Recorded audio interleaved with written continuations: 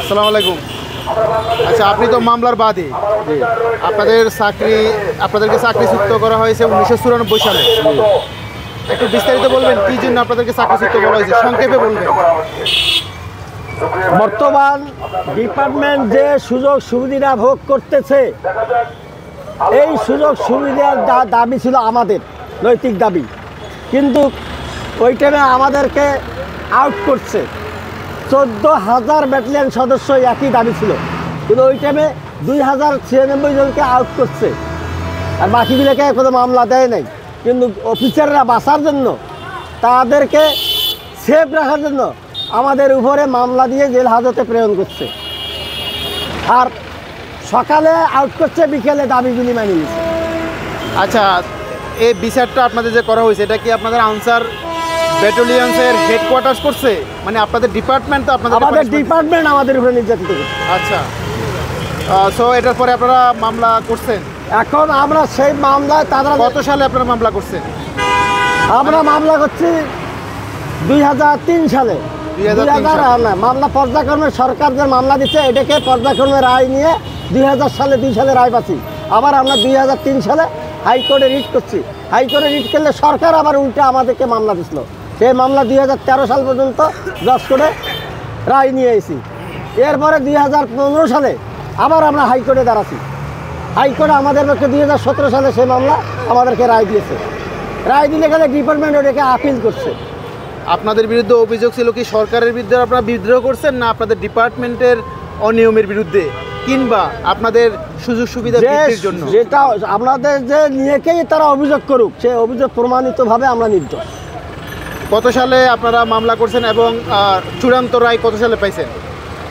সরকার মামলা করছে 94 সালে, আমরা 9 মাস পরে রায় পেয়েছি। আবার কিছু অভিযুক্ত ছিল, তারা 2000 সালে রায় পেয়েছে। আবার 2000 সালে রায় পেলে তারা আবার আমরা সেই রায়ের কপি নিয়ে আমরা 2003 সালে হাইকোর্টে রিট করি। হাইকোর্টে রিট করলে হাইকোর্টে আবার ডিপার্টমেন্ট আবার আমাদের উপরে মামলা করছে, হাইকোর্টকে বাদী করে। সেও মামলা আমরা রায় পেয়েছি। বিগত আওয়ামী লীগ সরকার তো 16 বছর ছিল, তখনও কি আপনারা মামলা চলমান ছিল? চূড়ান্ত রায় কখন পাইছেন আপনারা? মামলা চলমান, চূড়ান্ত রায় 2025 সালে ইউনিট সরকার ক্ষমতা আসার পরে। চূড়ান্ত রায়ে কি বলা হয়েছে? পূর্ব রায় বহাল রাখছে। একটু বিস্তারিত বলবেন। বিস্তারিত 2022 সালে যে রায়টা দিছে, ওই রায়টা সরকারকে ইন্টিগ্রেট করে দেয় এবং টাইম দেয় নাই। এই নিয়ে একটা রিভিউ করছিলাম 2025 সালে, ওই রিভিউটাকে খারিজ করে দিয়ে পূর্বের রায় বহাল রেখেছে। সেটা দিচ্ছি সাহেবের সিডিতে প্রমাণ আছে। পূর্বের রায় বহাল মানে আপনাদেরকে চাকরিতে পুনর্বহাল? যাদের বয়স আছে তাদেরকে যোগদান দিবে, যাদের বয়স নেই তাদেরকে ক্ষতিপূরণ ব্যবস্থা। আচ্ছা, 2025 সালে আপনারা রায় পাইছেন, কিন্তু এটার বাস্তবায়ন হচ্ছে না। বাস্তবায়ন হচ্ছে না, এই জন্য আজকের আপনাদের এই অনশন, এই আন্দোলন। আমরা অনেক আবেদন নিবেদন করছি, কোনো কার্যকরিতার কোনো সুযোগ পাইনি, সুরাহা পাইনি। না পাই আমরা এখন ওয়ালে পিঠ থেকে গেছে, যার জন্য আসি এখানে বুঝছি। তাহলে আইন যদি বাস্তবায়ন, রায় যদি বাস্তবায়ন করা হয়, তাহলে কতজন আপনারা চাকরিতে বহাল হবেন বা সুযোগ সুবিধা পাবেন? মোট কত? এখন অনেক হিসেব কিতাব আছে, অনেক মারা গেছে, অনেকে ভালো ভালো চাকরি চলে গেছে, অনেকে বিদেশে গেছে, অনেকে ইনজুরি আছে, অনেকে অসুস্থ, অনেকের বয়স নাই, কারো বয়স আছে। এলে হিসেব সর্বশা করলে তারপরও কয়জন হতে পারে? এটা এভারেজ কোনো বলা যাচ্ছে না। এটা 1000 2000। এখন শরীর ফিটনেস অবস্থা হয়তো 2-4-500 টিকতে পারে। এখন 2-4-500 টিকতে পারে ফিটনেস। আর আপনারা এখানে আন্দোলনে কয়জন আসছেন, মানে দাবি বাস্তবায়নে, আইন বাস্তবায়নের জন্য? বাস্তবায়নে আছে এখানে প্রায় 300-400 জন ছিল। 1000 লোক ছিল। আচ্ছা, আশেপাশে আছে। কতদিন পর্যন্ত আপনারা এখানে অবস্থান কর্মসূচি পালন করতেছেন? আমরা এখন 29 তারিখ থেকে, গত মাসের 29 থেকে আজ পর্যন্ত 32 দিন চলে। আচ্ছা, এই 32 দিনে সরকারের পক্ষ থেকে অথবা আনসার বিডিপির হেডকোয়ার্টার্স থেকে কোনো ঊর্ধ্বতন কর্তৃপক্ষ আপনাদের সাথে আমাদের কাছে কোনো সাড়া দেয়নি, কোনো কথা বলতে আসে? কিন্তু এটাই তো হেডকোয়ার্টার্স। এটা হেডকোয়ার্টার। সরকারের পক্ষ থেকে কেউ আসছিল? না না, কেউ আসে নাই।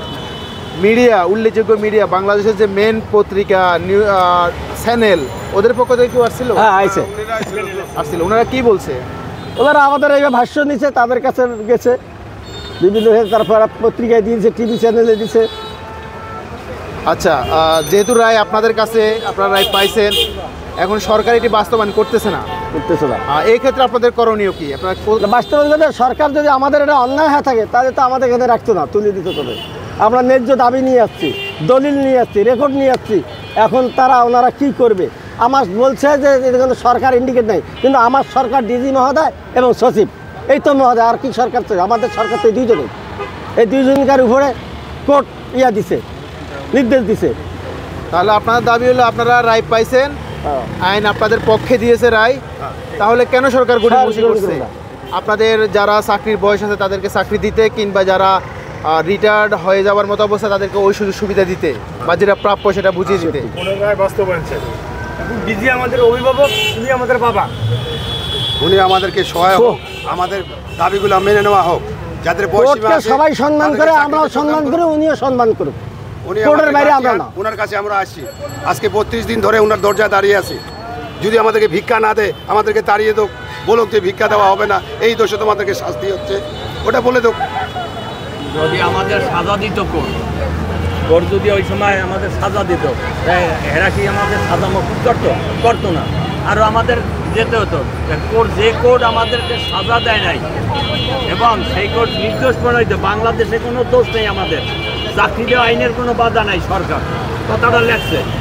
যেহেতু বাংলাদেশে আমাদের কোনো দোষ নাই, চাকরি দেওয়া আইনের কোনো বাধা নাই, আমাদের যদি আইন কোর্ট সাজা দিয়ে যেত, এরা কী করতো?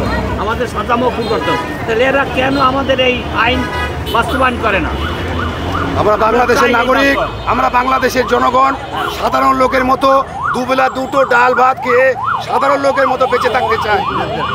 আমাদের অধিকার রয়েছে, আমাদের এই অধিকার থেকে বঞ্চিত করবেন না। আমাদের উপর সহায় হন, আমাদেরকে এই বৈষম্যের শিকার থেকে রক্ষা করুন।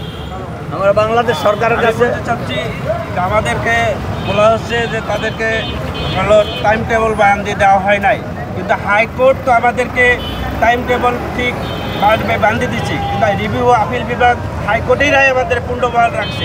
সেই হাইকোর্টের রায় পূর্ণবহাল যখনই রাখছে, রায় যখন দিচ্ছে, সেটাই তো আমাদেরকে টাইম টেবল বান্ধি দিয়েছে। এটাই আমি ডিজি মহোদয়ের কাছে, স্বরাষ্ট্র মন্ত্রণালয়ের কাছে, সবারই কাছে আহ্বান করছি। এই বিষয়টা সাংবাদিক ভাইদেরকেও আমি দৃষ্টি আকর্ষণ করছি। হাইকোর্টের রায়টাই আমাদের পূর্ণ বাস্তবায়ন, এই রায়টাইকে আপনাদেরকে মূল্যায়ন করতে হবে। এবারে আমি আমার বক্তব্য শেষ। আচ্ছা, তাহলে আমি আবার কিছু কথা বলে শেষ করি। যেহেতু এখন পূর্ণাঙ্গ রায় প্রকাশিত হয়েছে, আপনাদের কি আবার কি হাইকোর্টে বা সুপ্রিম কোর্টে যাওয়ার দরকার আছে কিনা আইন বাস্তবায়নের জন্য? আমরা 31 বছর ঘুরছি, এই 31 বছর ঘুরে আমাদের যৌবন জুয়ার, এই বৃদ্ধ লোকগুলা তখন জুয়ান ছিল 31 বছর আগে, যৌবন জুয়ার অর্থ আমরা সব শেষ করে দিচ্ছি।